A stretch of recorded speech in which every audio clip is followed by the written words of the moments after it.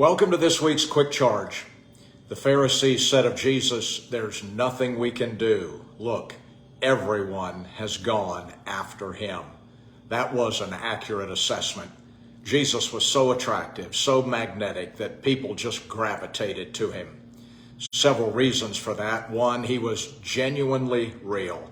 There was nothing fake or false or made up or put on with Jesus. The kids loved him, genuinely interested in everyone individually. But he was also genuinely refreshing. Being with Jesus was so refreshing, so rejuvenating, so life-giving. He was like water to a thirsty soul. He was like rain on parched ground. He was also genuinely amusing. He had a great sense of humor. A sense of humor means to see humor in life or to appreciate a joke. Most people don't associate Jesus with humor or fun, yet he had an unmistakable and irresistible joy. Hebrews 1:9 says, "The oil of joy is on you more than on anyone else." He had more joy, more laughter, and a greater sense of humor than anyone ever, especially with Peter. In Matthew 17:27, he told Peter, "Go to the lake and throw out your hook, and the first fish that rises up will have a coin in its mouth, and it will be the exact amount you need to pay the tax for both of us." Everything Jesus told Peter must have seemed a bit bizarre. Go to the lake. Well, why not just get the money out of the money bag? Or use a hook. But Peter is a net guy, and Peter needs to take a hook, and there's no mention of any bait, yet Jesus doesn't even end up using the hook at all. The first fish that rises to the surface that is not caught, the fish that has the coin in its mouth, which it hasn't bothered to swallow, that being totally bizarre as well. And so as Peter is by the lake, you can imagine some guy comes by and says, "Are you having any luck?" And he says, "Nope." "Well, most of the fish are probably on the other side of the lake."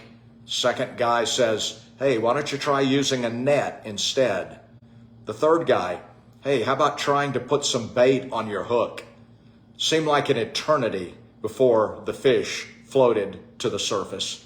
No doubt Jesus is seeing this from afar in the Spirit and enjoying every minute of it. As followers of Jesus, there are times when we really need a sense of humor. We just need to play along. If not, we'll miss some of the greatest kingdom works. Peter gradually learned from Jesus how to play along. We're going to need a sense of humor when things seem to be too simple. For instance, we ask, can it really be that simple? In the movie National Treasure, it was the pipe bowl and the pipe stem that opened the way to the treasure. Could it really be that simple? The kingdom tends to be pretty simple. Solomon, after years of contemplating, he came to this simple conclusion: fear God and do what he tells you. Sometimes it can seem too simple, too easy, too ordinary, like a simple go to the leper. Go rinse off in the river, when Naaman knew perfectly well that leprosy doesn't just rinse off. He rejected it at first because it was too simple, but he was finally persuaded by his servant. Or go wash in the pool of Siloam to the blind man. Jesus put mud on his eyes, and he could have removed the mud himself and saved the blind man a trip to the pool. But it was so simple. Just wash off the mud and step into the light. Or a simple come to each one of us. Don't try to sort it out, figure it out, work it out, iron it out, or make it better.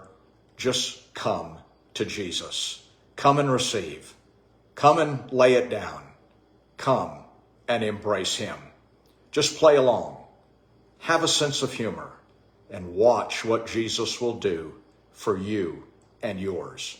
Join me next week for more of You're Going to Need a Sense of Humor. God bless.